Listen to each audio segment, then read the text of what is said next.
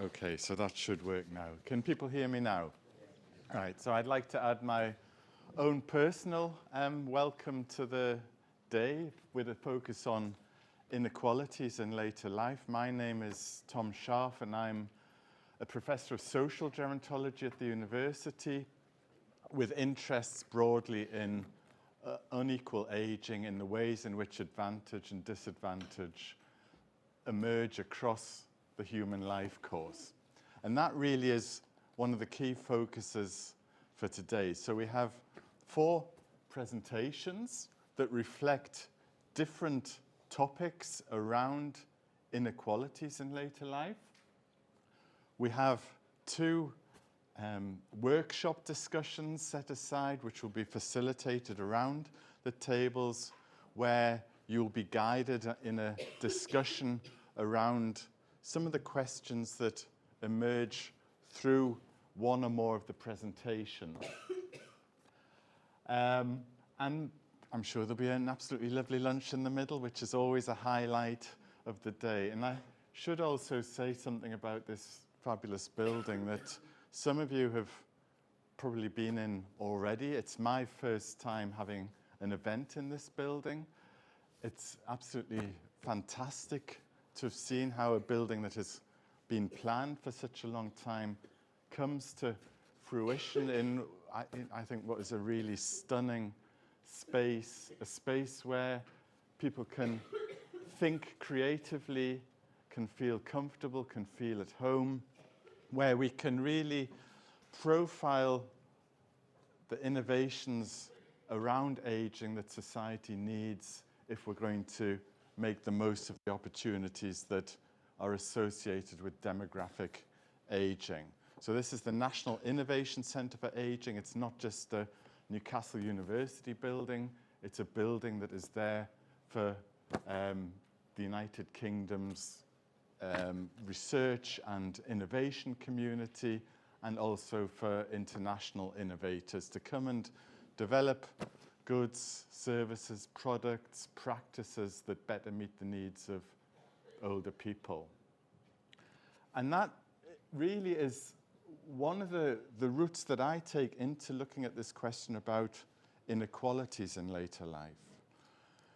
It's no good developing innovations that only meet the needs of a particular population group.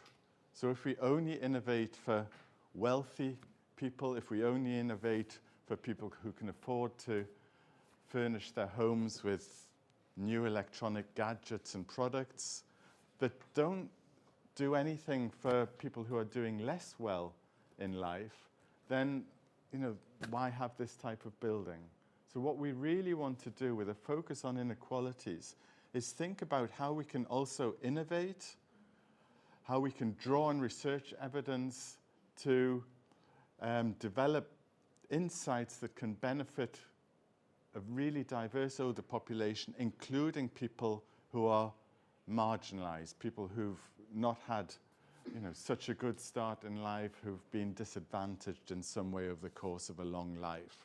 So inequalities are really important in that sense, and that's why this building is also located in a city where we do some really interesting, engaging work on inequalities in later life. I'm just thinking, would you like to come in? There's a seat here. We're really full today, which is absolutely brilliant to see. So I'm going to be comparing the day, keeping my colleagues to time, trying to keep myself to time, trying to sum up some of the things some of the insights from presentations. But I get to go first, which is always a joy. Right, so what I thought was I would start by setting the scene with some general comments about inequalities in later life. And what I'm going to be doing is drawing on some work that we did not so long ago for an organization called the Centre for Aging Better that reviewed the state of evidence about inequalities that affect people aged 50 and over.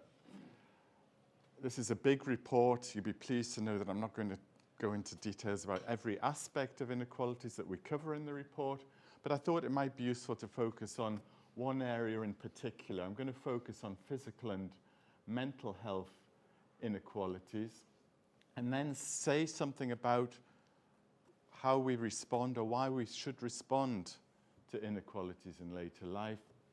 And I will get round to what I think are 5 key messages to take home at the end of the presentation. So the work that we did for the Centre for Aging Better was a review of evidence around unequal outcomes in later life, limited to England, limited to people aged 50 and over. And we looked at a variety of outcomes in terms of health, life expectancy, well-being, social connections, financial security, and also the living environment. And when we were looking at those different topics, we tried to assess the nature of the evidence relating to particular types of characteristics of an older population, focusing around aspects of diversity linked to gender, race, age, disability, socioeconomic status, being a carer, all sorts of characteristics which we know are associated with unequal outcomes in later life. That's okay. Fortunately, that was Charlie's responsibility to say, could you please make sure, you see how I can shift the blame when he's out of the room? Yeah, so I'm going to actually thank you for doing that, because it's a reminder for people to switch off their telephones. So thank you very much. So in conducting this review, we had 2 important questions in mind. The first one is about the nature of the inequalities in terms of their scale in relation to those different outcomes. And the second one, which for researchers is quite important, is how robust is the evidence? How strong is the quality of the evidence about inequalities? And are there gaps that we should be thinking about filling with other research, with insights drawn from different scientific disciplines or different parts of the population?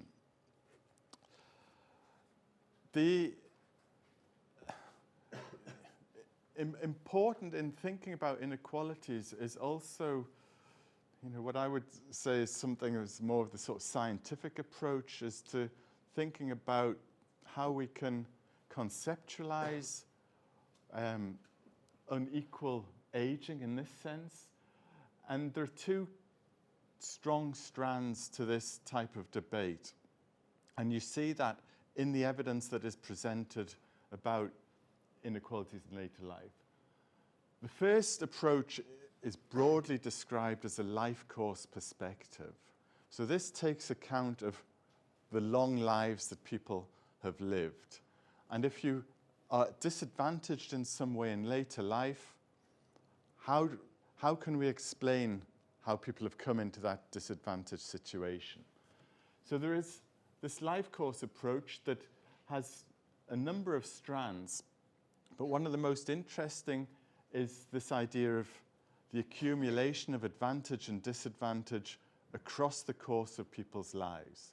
So the idea that people who are disadvantaged early in life, during adult life, in midlife, into later life, that if you experience a number of challenges, that they accumulate over time to produce particular forms of disadvantage, clusters of disadvantage in older age.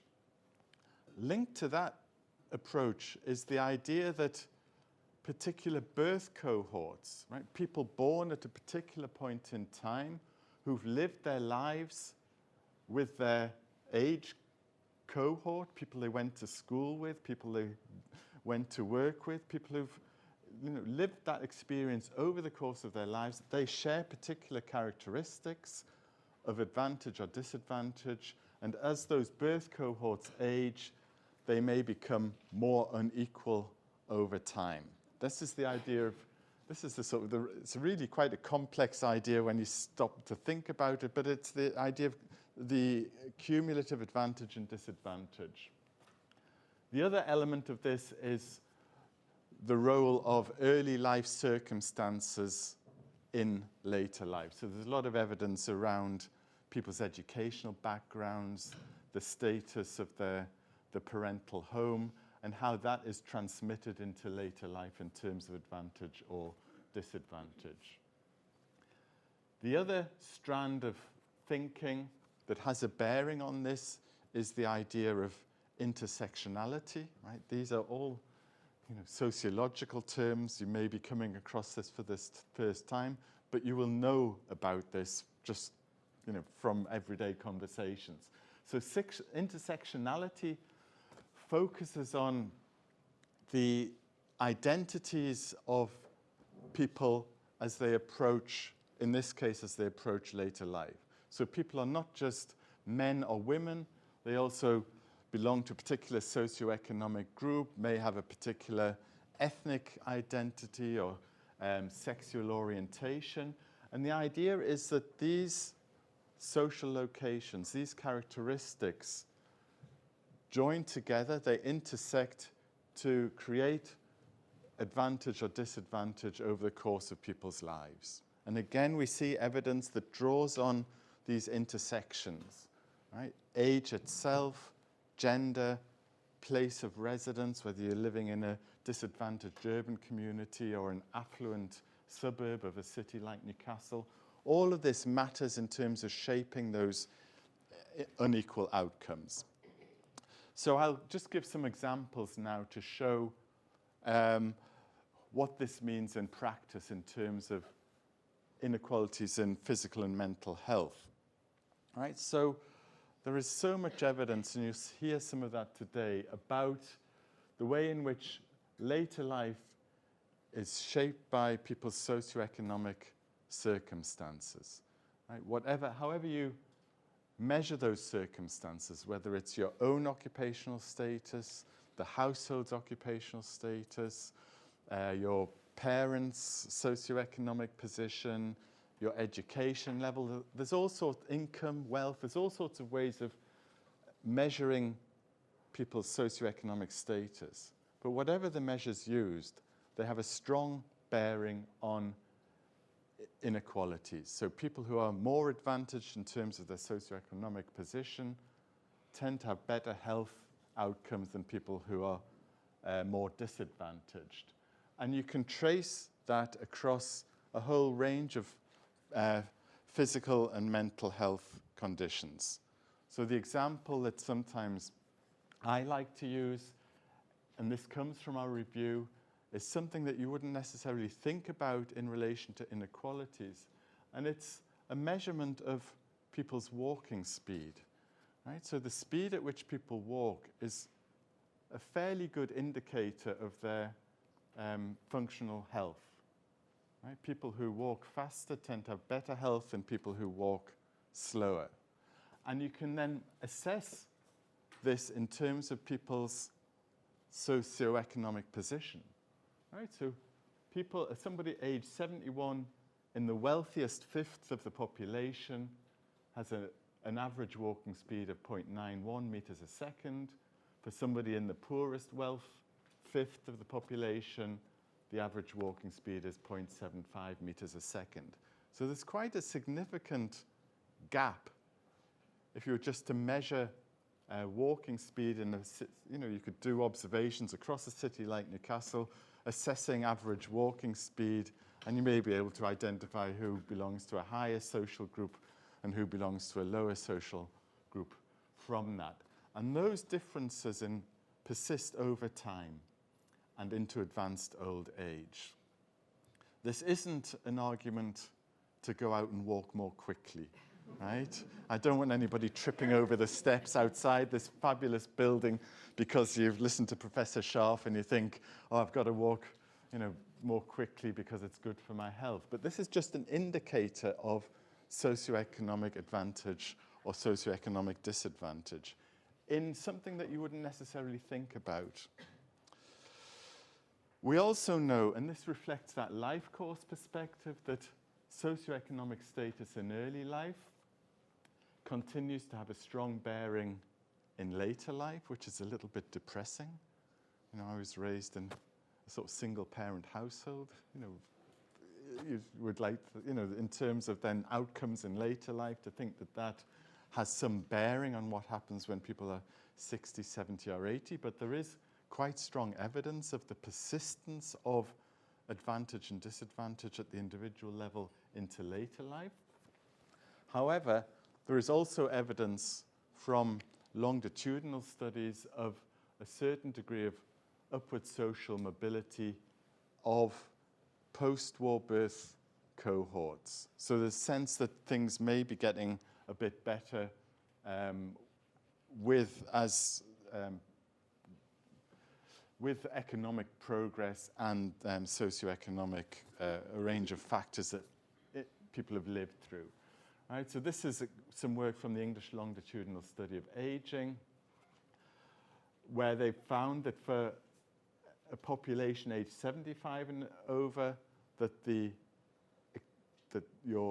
early life advantage or disadvantage had a much stronger bearing on health outcomes in later life than they did for people aged 50 to 64, where the current socioeconomic position, right, leaving childhood behind, seemed to be rather more important. And I think what this suggests is something that we'd all be quite happy with, is that you can intervene to reduce the risks of poor health outcomes in later life if you do that appropriately at the right time. We also know quite a lot about health inequalities in terms of the place in which people live. So older people who are living in socially disadvantaged areas tend to have poorer health, poorer physical, poorer mental health than people living in more advantaged communities. And where you connect the place of residence to other types of characteristics of individuals, their gender, their age, their ethnic background, their socioeconomic circumstances, you can add these things up and identify particular groups within the population who really are very disadvantaged by a whole host of different factors. So it's more than just adding these together. There's actually an exponential increase in disadvantage associated with taking account of some of these other factors. Right. This in itself is a real concern. But we also know from the sort of health inequalities literature that often people who have the greatest need to receive support in terms of health services or social care support may not always have access to that, the relevant services and treatments. Right? So the most disadvantaged may be further disadvantaged by not having access to good quality health and social care. And we know that amongst the most disadvantaged groups, those with the greatest need, the take-up of services is often lower. And I've got just some examples of the ways in which this is evident in the research literature. Right? So in terms of women who have operable breast cancer but don't have surgery, that's relatively low at younger ages, 7 to 10% at ages 35 to 69 years. By the time you get to 90 and over, 82% of women who have operable breast cancer are not having surgery. Now, there may be all sorts of reasons for that, but this is a sign of a health inequality. In terms of coronary angiography, this is less likely to be performed in patients aged over 64 compared to people aged under 50. So there's an element of an age disadvantage there. And also, older people with most gain from attending cardiovascular disease screening are least likely to participate in screening. The evidence is fairly robust, and these are just selected papers that report on research findings in scientific journals about this, but the pattern is always the same. So what we identified is, through our work, is that inequalities are deep-seated and persisting based on well-known characteristics, meaning that the quality of later life for some populations is unnecessarily diminished in terms of quality and quantity, which leads to the question around responding to inequality. Sometimes I find myself having to justify why on earth we should take this as something that really needs a response. So I've just come up with some ideas about why, as a society, we should be thinking about unequal aging.